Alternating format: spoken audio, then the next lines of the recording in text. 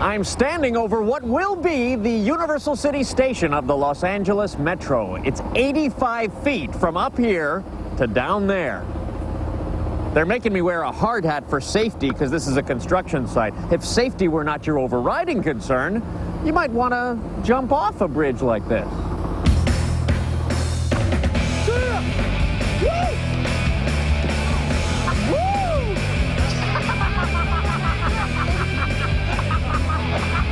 It's called base jumping, hurling your body off a fixed object with a parachute on your back.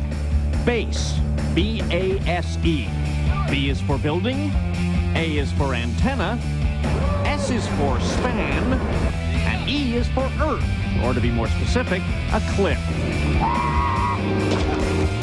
Yeah, that adrenaline's getting up, heartbeat moving a little faster. Feet stomping. Yeehaw! See you on the bottom. As soon as we jump off, you just get a little bit of wind in your ears. All of a sudden, that wind comes up just like a tornado, and you realize you are falling like a bat out of hell straight down 876 feet. In about 2 seconds, you throw up that pilot chute, and you're just waiting for a couple seconds for all that stuff to come out. And boom, it'll hit you, and you go, oh, I made it through again. This is great. It takes a number of things for the first step, including a little bit of courage, a little bit of stupidity, and just a little bit of raw stick-with-itness, and take that first step over the edge and do everything that Mother Nature and instinct has taught you not to do since the evolution of mankind and gravity. Andy Calistrat is a base jumper and organizer of Bridge Day, a once-a-year event at the New River Gorge Bridge in Fayetteville, West Virginia. Over 350 jumpers have come to help celebrate Bridge Day by plunging 876 feet to either the water, the rocks, or the land below. It is an extreme sport, and it draws its share of outlaws. Busted. Yes, yes. This is a little citation I got a couple years ago on July 4th. Me and my friend Mikey got arrested for jumping for free falling from 160 feet off the Thousand Islands Bridge up by Alexandria Bay, New York. Yeah, the majority of the jumps are outlaw jumps, or so to say outlaw jumps, and this is a situation where it's not an outlaw jump. We don't have to be worried about when we land. Do we have to run, or do we have to run away? And in certain situations, you get tired of that. After a while, you get tired of running from the law and running around like rats in the dark. You just want to do your sport just like anyone else. And it is a sport. It's not a stunt. It's not a death wish. It's a legitimate sport with legitimate sporting aspects to it. To do their sport, they need the right equipment, and they need it fast. Base jumping happens a little quicker than skydiving, 8.8 seconds to the point of impact, if your chute doesn't open.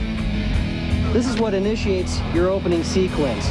Take this piece of cloth, in this case zero porosity nylon, throw it out, and when this catches the air, it kind of stays there while you fall away from it and pull the parachute out. Now, in skydiving, you're going about 120 miles an hour when you open. In base jumping, you'll be doing 40 miles an hour. The less parts you take out, the better. It's low height, so you want a simple system, and that's what this system is. It's the simplest system designed today. It's just 4 flaps and a piece of Velcro. Skydiving rigs are made for different air speeds, different situations, a lot more complicated. You don't need all that complicated stuff here at the bridge. You just need one parachute, some Velcro, and that's it. Quick opening, just like that. Now, we're happy to report that all the chutes did open on Bridge Day, but there were some pretty hard landings. And some rocky ones. Some base jumpers never quite made it to the bottom. By far the safest place to land was where the rescue boats were. With base jumping, it's a trade-off. There's a certain risk and there's a certain reward.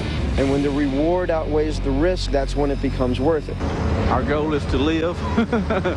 We want to live this year. I've come close to dying up here before, and I don't want to do that. You just always think, gosh, I hope this thing opens, and oh gosh, I hope I land okay, and I hope nobody runs into me, and I hope, I mean, just all these things. But then once you get in the air, you realize everything's going to be fine.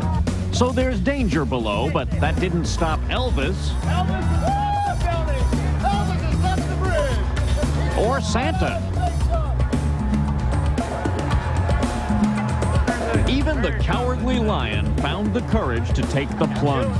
Are you sure you got it right?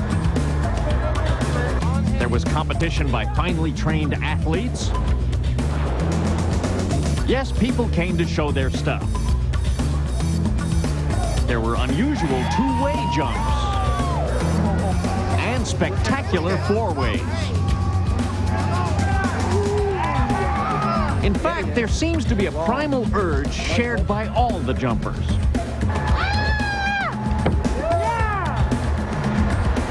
I got it. Okay. I'm dying.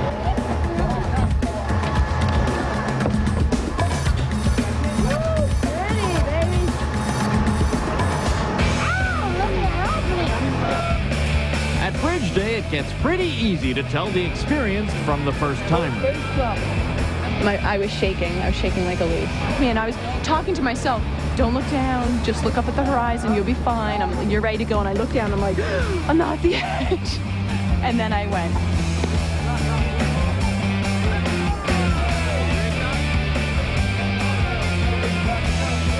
It's fantastic. It's, you know, subterminal. It's like you feel it in your stomach. This is like a definite falling feeling. So it was great. And then the water felt really good. But the question remains, why?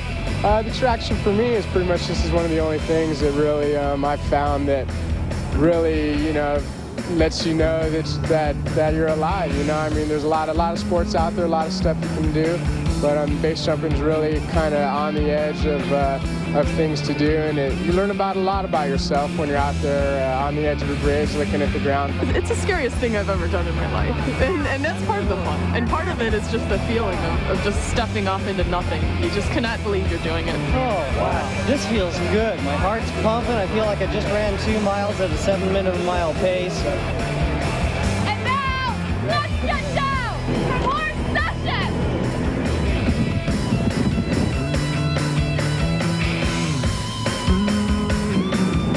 It's the rush. It's one of the most incredible feelings you'll ever have. And a few final words from Andy. Very dangerous. Don't try this at home, kids.